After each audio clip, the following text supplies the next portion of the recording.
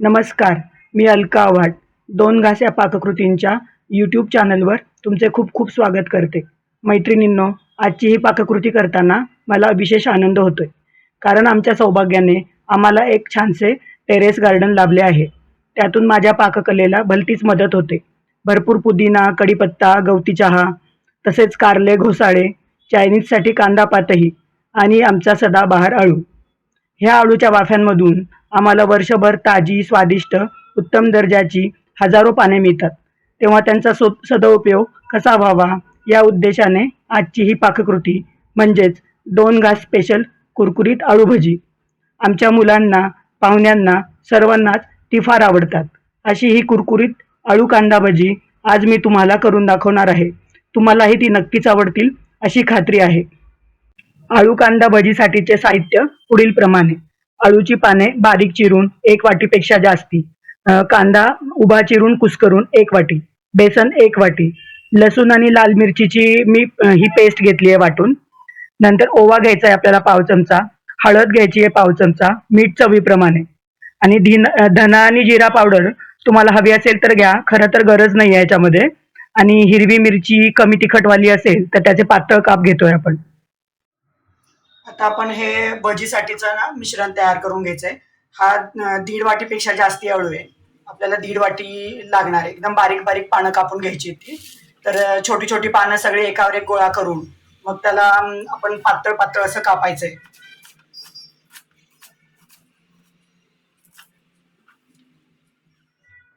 तर ही अळूची पानं घेतली आपण आणि त्याच्यामध्ये हा आपल्याला कांदा टाकायचा. हा कुस्करलेला कांदा आहे. तो कांदा पण मी याच्यात टाकून घेतलाय आणि ओवा टाकायचा आहे आपल्याला याच्यामध्ये.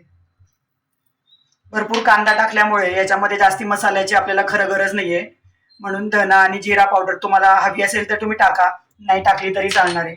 चवीप्रमाणे आपल्याला याच्यात मीठ टाकायचंय.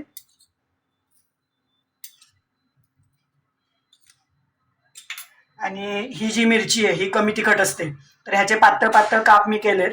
आणि तुम्हाला हवे असेल तर आणि तिखट चालत असेल तर असे तुम्ही टाका, किंवा नाही टाकले तरी काही त्याची गरज नाहीये. पण छान वेगळी चव येते म्हणून मी ते घेतलेत. आज माझ्याकडे होती ही मिरची. आणि ही जी मिरचीची पेस्ट आहे, तर ह्याच्यामध्ये लसूण पण आहे आणि ही लाल मिरची आहे.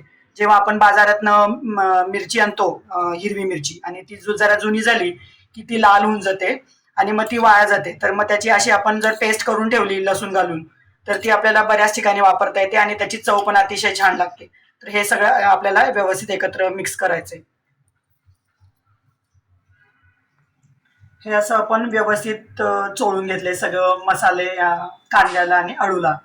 तर याच्यामध्ये मी याला कुठलं मेजरमेंट असं वापरायची गरज नाहीये. ही जी वाटी होती याच्यात मी दाबून दाबून ही अळूची पानं, म्हणजे त्याचा हा चिरलेली अळूची पानं घेतली आहेत. आणि एवढं भरूनच आपण ते कांदा घेतलेला आहे. म्हणजे अळू जास्ती आहे आणि कांदा त्यापेक्षा कमी आहे. आता पण मी बेसन सुद्धा 1 वाटी घेतलंय. पण हे सगळं लागेलच असं काही नाहीये. तर ते कसं मिक्स करायचं ते आता मी तुम्हाला दाखवते. आणि आपण जेव्हा जास्ती भजी करतो ना, म्हणजे आता ही थोडी आहेत, म्हणजे एका वेळी संपू शकतील. पण जास्ती पाहुणे असतील आणि जास्ती भजी करायचे असतील तर हे सगळं मिश्रण जेव्हा आपण करून ठेवतो ना, त्यातलं असं काही बाजूला काढून ठेवायचं. आणि थोड्या थोड्या थोड्या पिठामध्ये ह्या मिश्रणामध्ये पीठ मिक्स करायचंय. म्हणजे ती भजी तुम्हाला छान कुरकुरीत करता येणार आहे. आज मी आता ह्या सगळ्या पिठामध्ये बेसन टाकते.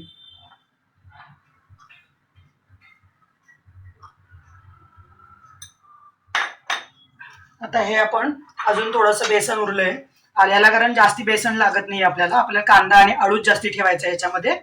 तर हे अशा प्रकारे मिश्रण तयार झाले. याच्यामध्ये मी पाणी घेतलं होतं, पण आज 1 चमचाही पाणी टाकलं नाहीये. मिठाने पाणी सुटतं कांद्याला आणि अळूला, तर त्याच्यातच हे असं भिजवलंय. तर आता हे आपण तळून घेऊ. अजून थोडंसं तुम्हाला बेसन हवं असेल तर तुम्ही टाकू शकता.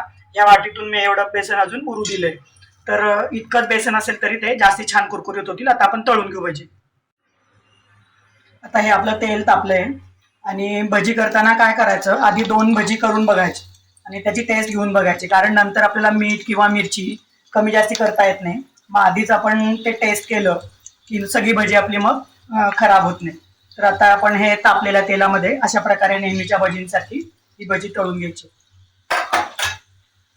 तेल तापलेलं होतं तर मग मी गॅस कमी केला होता. आता गॅस मोठा केला तरी चालणार आहे, नाहीतर मग ती तेलकट होतात भजी. मोठा गॅसवर करून आता आपण तळायची आहेत आपल्याला.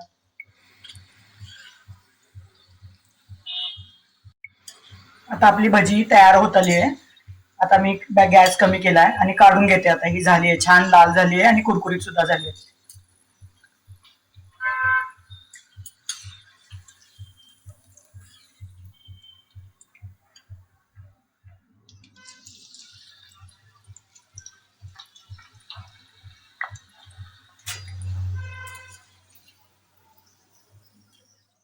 आवडली ना अनोखी आळू भजी? सध्या मस्त पाऊस पडतोय. चहाची रंगत वाढवण्यासाठी ही कुरकुरीत भजी करून बघा. तुम्हाला, तुमच्या घरच्यांना, तसंच येणाऱ्या पाहुण्यांना नक्कीच आवडतील. आवडली तर आम्हाला सांगा. व्हिडिओला लाईक करा, शेअर करा. दोन घासला सबस्क्राईब केले ना? पुढील दोन घासचे आळू स्पेशल व्हिडिओ लवकरच येतील, तेही बघा. आजचा संपूर्ण व्हिडिओ बघितल्याबद्दल खूप खूप धन्यवाद.